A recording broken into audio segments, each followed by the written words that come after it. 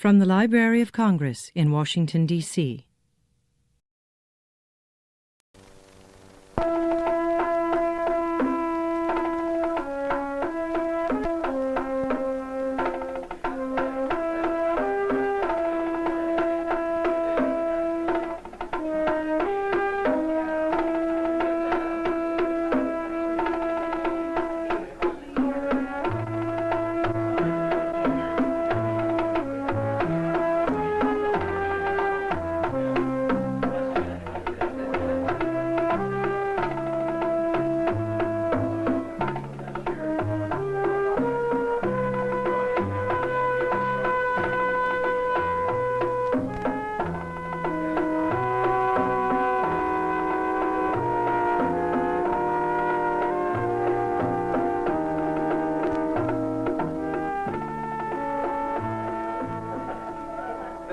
Drop me off at the bus stop if it's not out of your way? Sure, Bill. I'll be back. Don't forget my party tomorrow night, kids, and bring all your friends. Oh, party will come. Bye, everyone. Yeah, see you tomorrow night. I'll give you a ring first thing in the morning. Better make it about 11 if you can. Good night. I ought to be going, too. It was awfully nice of you to invite me here. You know, this is the first time I've been to anything like this. And thanks a lot, Bruce, for showing me how rock and roll is jazz. Bruce? Did you tell her that rock and roll was jazz? Yeah, sure, that's what I told her. Is there something wrong with that? Bruce, how square can you get? Rock and roll is not jazz. Rock and roll is merely an offspring of rhythm and blues. Now look here, whatever your name is, who are you to know so much? Putting in like this? Natalie, you haven't met Alex. Alex here is an arranger for the Paul Stevenson group. So what? Oh, that makes him an authority. Almost anyone knows rock and roll is not jazz, huh, Alex? Well, if jazz is not rock and roll, what is jazz? Tell me what jazz is, Alex. Jazz is merely the Negro's cry of joy and suffering. Oh, now, wait a minute, Louis. You talk as if Negroes were the only ones who could have created jazz. Not only did they create jazz, they were the only ones who could have created jazz. Now, look, that's unfair, Alex. There are a lot of fine white musicians that play jazz. Remember, you and I heard some last night. Sure there are, but the Negro and the Negro alone created jazz. He created jazz from the special slant he has on the American scene. That's how he tells his story. Only a part of it. It's clear to me that the Negro created jazz, but still, is he the only one who could have created it? Yes, the Negro was the only one with the necessary musical and human history to create jazz. No, if you mean the Negro suffered, everybody suffered. And who suffered more than the Jews? Yeah, how can you answer that one? Well, a Negro can be Jewish or Catholic. Now, you can lose a leg, I can lose a leg. Whatever happens to you can happen to me. And in addition, I'm Negro. All right, all right. Well, what I want to know about is, what about all the fine white musicians that have contributed to jazz? Jazz is American. You guys are trying to make a racial distinction where there isn't one. Look, John, all the fundamental and basic contributions to all the various kinds of jazz have been made by Negroes. The white musicians you speak of are merely playing follow the leader. Well, Alex, what is there about the Negro's way of making music which is crucial to jazz? To answer that, Bob, I'd have to go into the nature of jazz, and I don't know that there's that much interest around for anything that deep. Oh, well, anyway, Alex, she asked what jazz is, and we've been talking about everything else. So why don't you tell me? Sure, Faye. Suppose I make a comparison between joy and suffering in Negro life and jazz as music. All of you have seen various aspects of Negro life at times, right? Take, for instance, the area right around where we had our jam session yesterday as a starter. Let's look at some of these manifestations of Negro life and compare them to jazz, okay?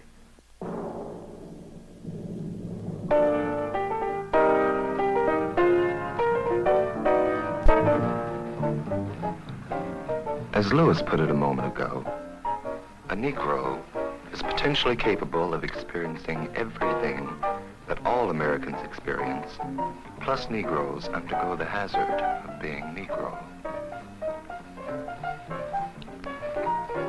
The hazard of being Negro begins before birth and extends beyond death.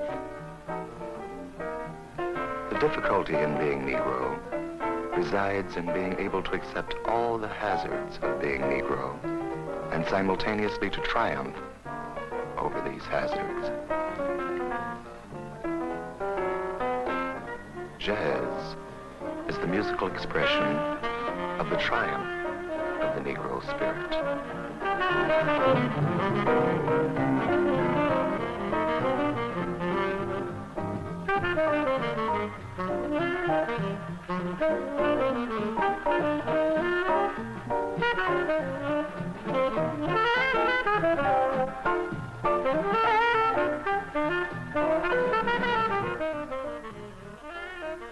The Negro cry of joy and suffering in jazz is based on a contradiction in jazz. This contradiction is between freedom and restraint.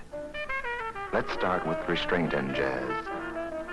The feeling of restraint in jazz is caused in part by the way jazz form operates. The basic formal unit of jazz, which is called the chorus, repeats itself endlessly without getting anywhere. That is why the chorus is restraining. This endless repetition is like a chain around the spirit and is a reflection of the denial of a future to the Negro in the American way of life.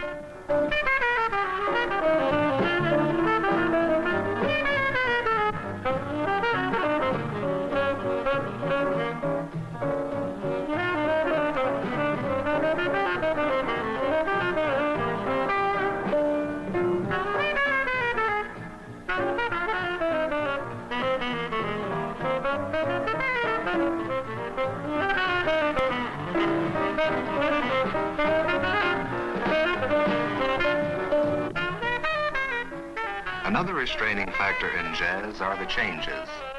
Like any other structure, the chorus is held together by certain materials and their patterns.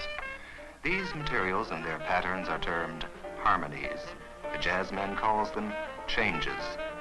The changes are stated through the rhythm section, especially the piano and guitar. The pattern of the changes is repeated over and over again.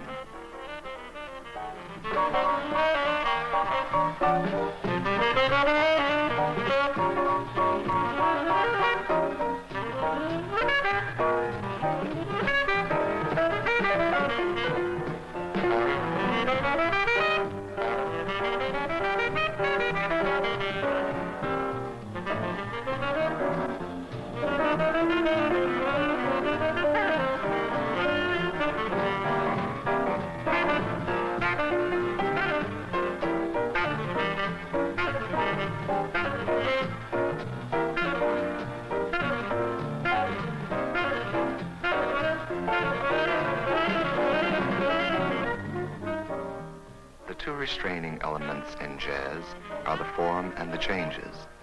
They are restraining because of their endless repetition, in much the same way that the Negro experiences the endless daily humiliation of American life, which bequeaths him a futureless future. In conflict with America's gift of a futureless future is the Negro's image of himself. Through glorifying the inherent joy and freedom in each present moment of life, the Negro transforms America's image of him into a transport of joy. Denied a future, the joyous celebration of the present is the Negro's answer to America's ceaseless attempts to obliterate him. Jazz is a musical expression of the Negro's eternal recreation of the present. The Negro's freeing worship of the present in jazz occurs through the constant creation of new ideas in jazz. These new ideas are born by improvising through the restraints of the form and the changes. Jazz reflects the improvised life thrust upon the Negro. Now, melody is one element which can be used in improvisation. The soloist creates his melody through elaborating on various details of the changes. The manner in which each change shall be elaborated upon is a problem of the eternal present. As Negro life admits of many individual solutions, so does the way in which a change can be elaborated upon. Of course, the Negro, as man and/or jazz man, must be constantly creative, for that is how he remains free. Otherwise, the dehumanizing portrait America has drawn of him will triumph.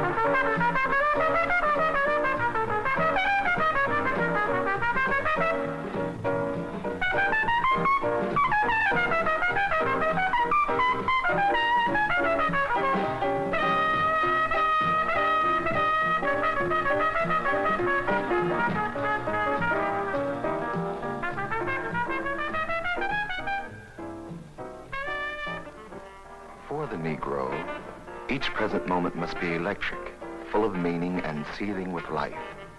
This is made manifest in gesture, in walk, and in dance. Now, rhythm electrifies each present moment in jazz. This electrification is born of the conflict of two types of rhythm which exist simultaneously in nearly every bar of jazz. Some call this electrification, caused by jazz rhythm, swinging, and it is through swinging that an additional feeling of freedom enters. The emphasis on a conflict of kinds of rhythm, namely a rhythm of stress and one of length, is characteristic of Negro music all over the world. And through utilizing this emphasis, the American Negro produces an oblique musical product and a damaging commentary on the human wastelands of America.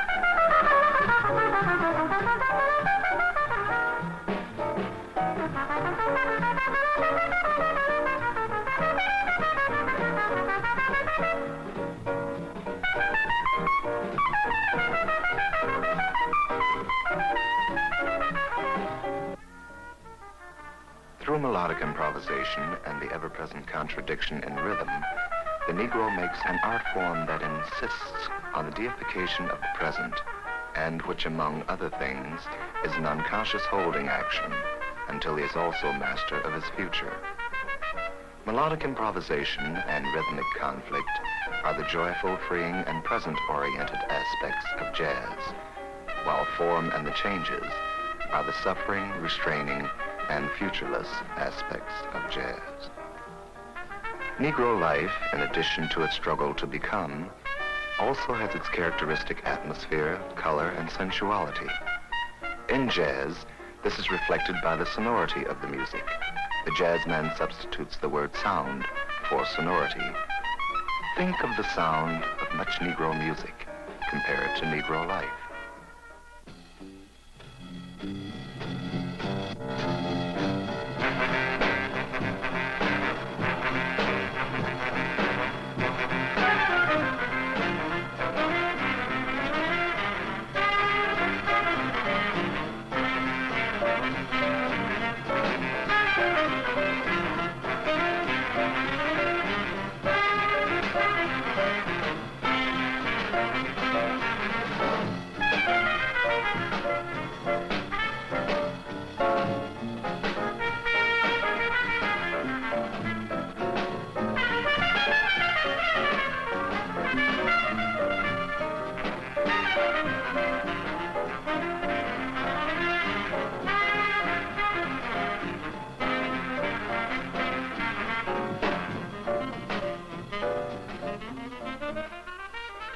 Now contrast this to the sound of jazz as performed by whites, compared to white life.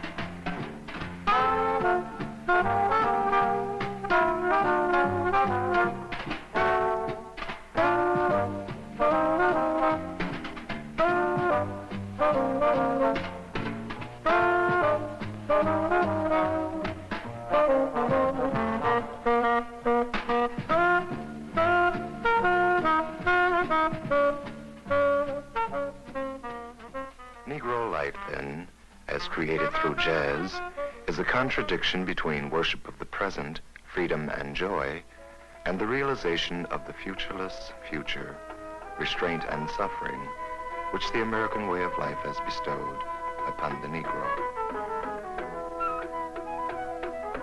The cry of joy and suffering in jazz is then based on the ever-present contradiction between freedom and restraint. The feeling of freedom is based on the Negro's view of what life in America should be, while the feeling of restraint is based on the actual inhuman situation in which the Negro finds himself.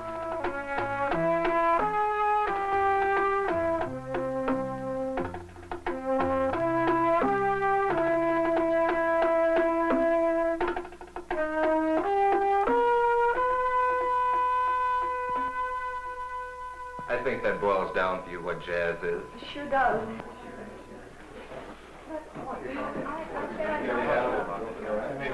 Alex, you said something before about a special slant the Negro has on the American scene.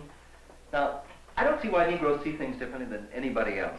Joe. Oh, look, Negroes are just like everybody else. Oh, no, they're not. You see, the Negro looks at the human arena in America indirectly.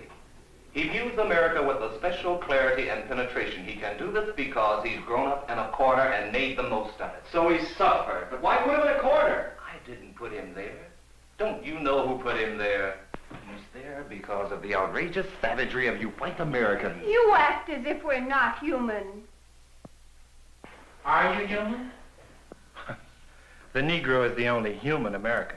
I am too human. I've got eyes, hair, nose, and a face just like you. It takes more than a face, a nose, or hair to be human. It takes a soul. Oh, Alex, you know we've got souls.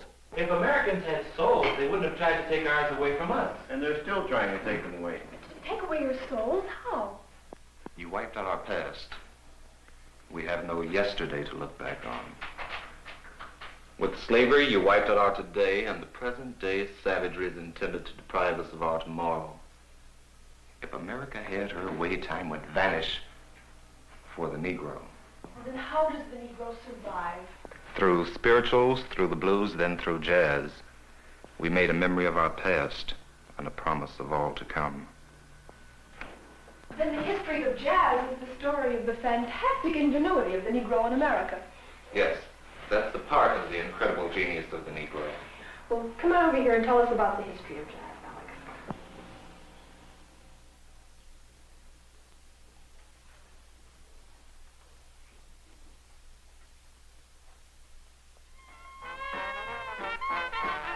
Well, I imagine that all of you remember to some extent the music which was played at our concert yesterday. We'll use that music as basis for discussion. Now, Faye, the jazz from which the other major styles developed was New Orleans jazz. New Orleans jazz was the first jazz style, as distinguished from blues and spirituals, those other monuments to the history of the struggle of the Negro spirit. Yesterday, we didn't hear any New Orleans jazz, but we did hear Dixieland, which is derivative from New Orleans jazz. New Orleans jazz was, among other things, the Negro's present moment, all he had, and this all he made completely his own. Characteristic of this music are highly flowery melodies conducting intensely competitive conversations against each other simultaneously. The beats of the rhythm section are essentially alike.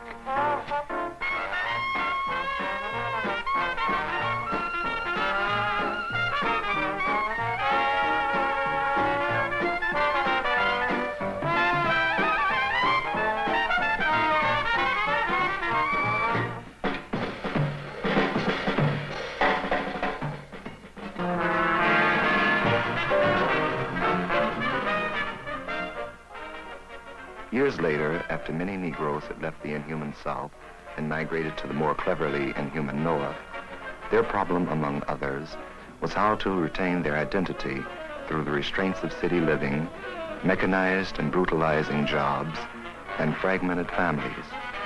The musical answer came in the form of swing, in which you have a highly arranged, precise music with only a few key men using their individuality to improvise.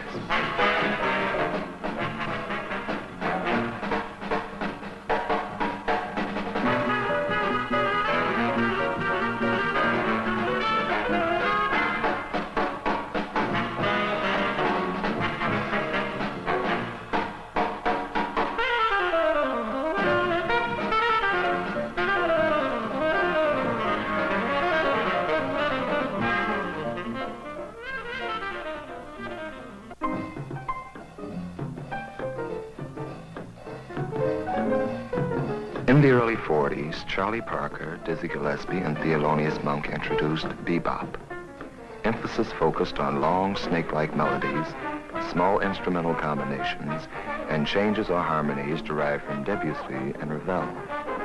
Cymbals emphasized the second and fourth beats, thus freeing the rest of the drums for commentative playing. Bop also, among other things, was a revolt against the subservient Uncle Tom role given Negroes in the war effort and the entertainment world of that era.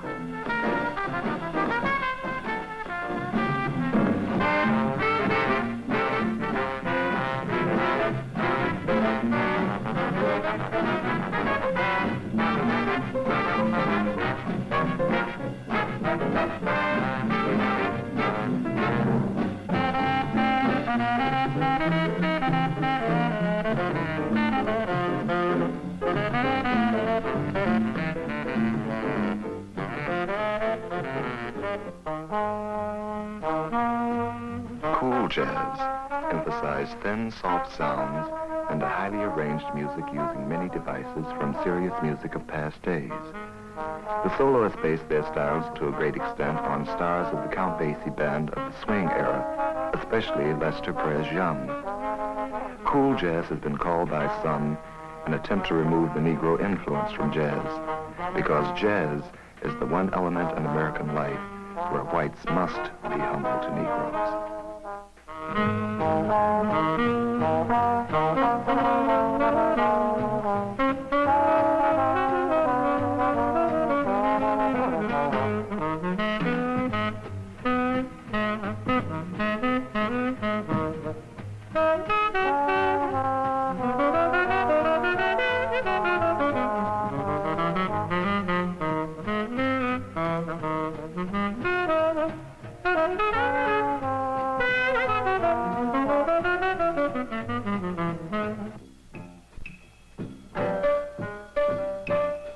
The newest sounds to come along in contemporary jazz are written by the composer-arranger La Sun Ra out of Chicago. La Sun Ra, among other things, fuses the snake-like bebop melodies with colors of Duke Ellington and the experimental changes of Thelonious Monk. La Sun Ra says of his music that it is a portrayal of everything the Negro really was, is, and is going to be, with emphasis focused on the Negro's triumph over the demonic currents of his experience.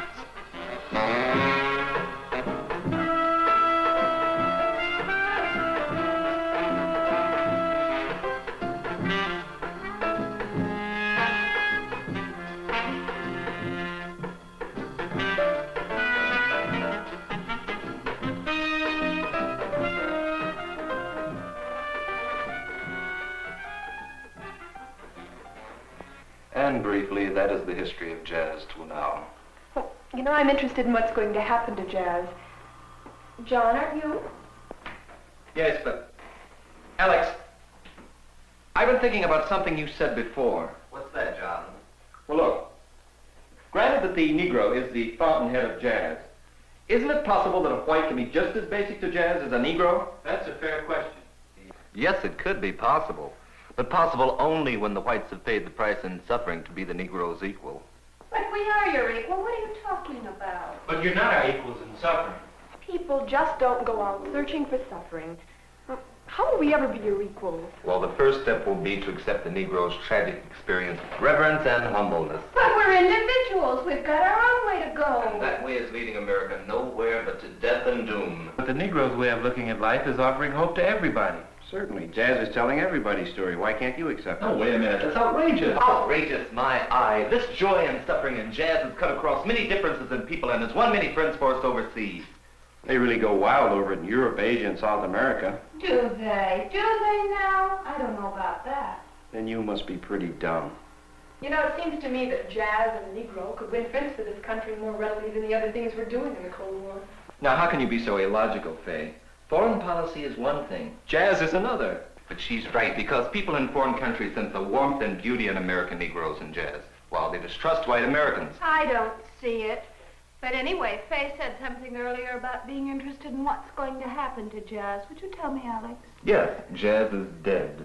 Well, if jazz is dead, then the Negro's dead, right? No, wrong. What do you mean jazz is dead? Why, jazz is selling more records today than ever before. Why is jazz dead, Alex? Jazz is dead because the Negro needs more room to tell his story. But isn't jazz enough? Well, it should be, the way you guys have been talking about it. You know, there are limits. His story deserves more than just jazz, jazz, jazz.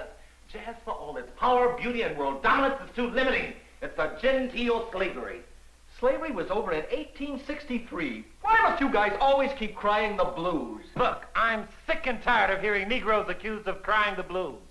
This is nutty. Absolutely and positively nutty. I've given in to you on those other points, Alex, but not on this one. Why not? Oh, come on. Let's cool down, okay? Now, if the Negro won't need jazz, who will need it? American whites will need it in order to understand the suffering which is needed in order to try to become human. Well, in what way is jazz dead, though, Alex?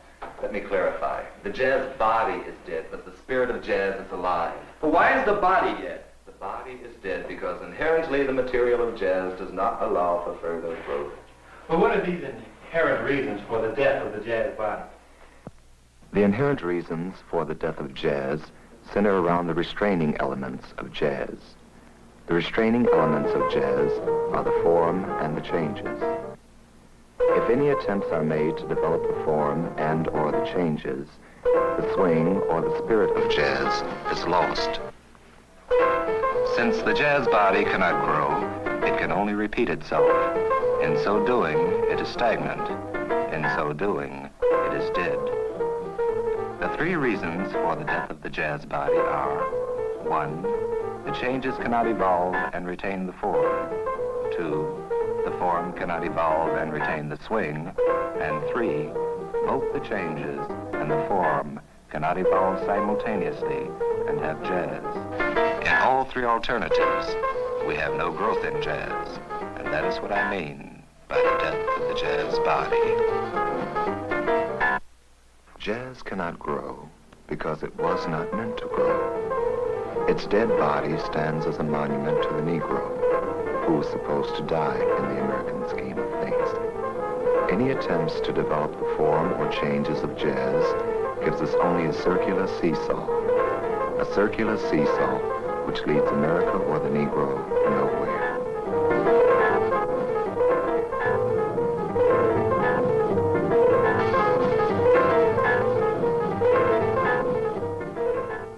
Jazz is dead because, in a way, the strangling image of a futureless future has made the Negro a dead thing, too. The Negro can only become alive by the construction of America's future.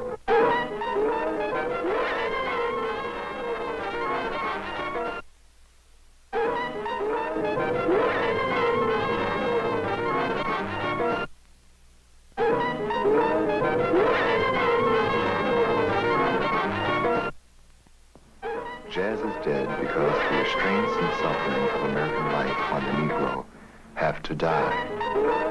The spirit of jazz is alive because the Negro spirit must endure.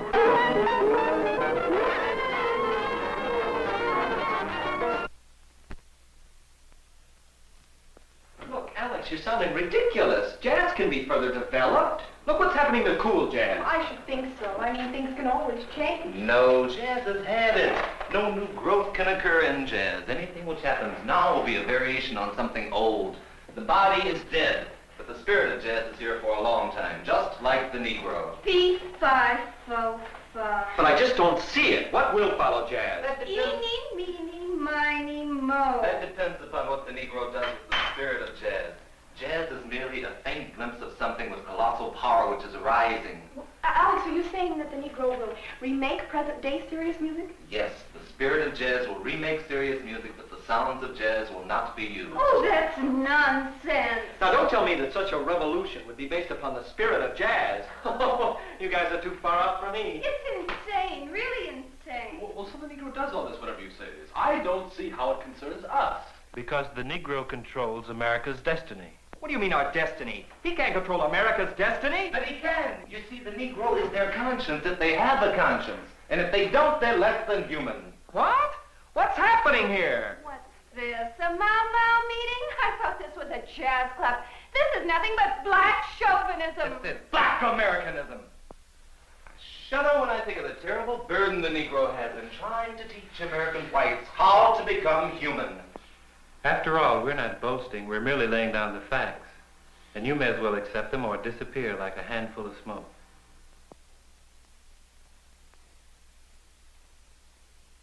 Alex, I don't think what you're saying is black chauvinism.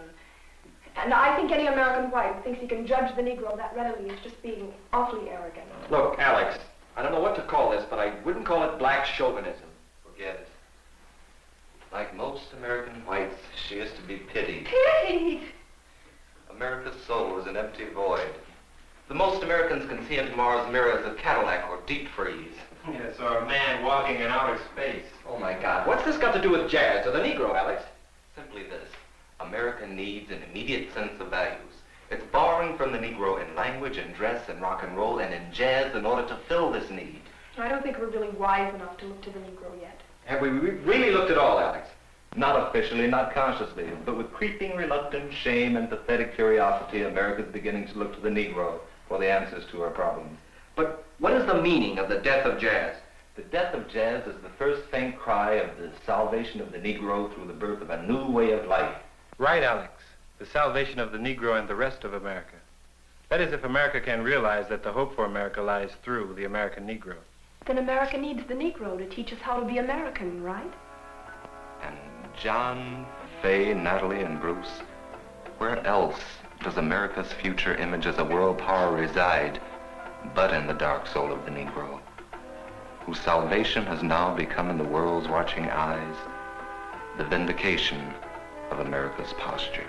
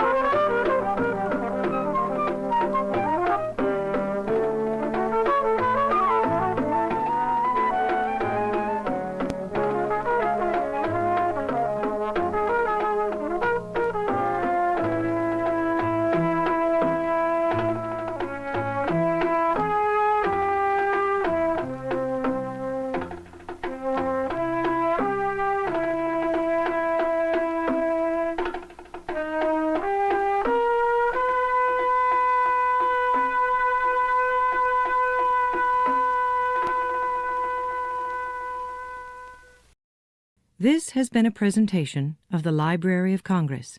Visit us at loc.gov.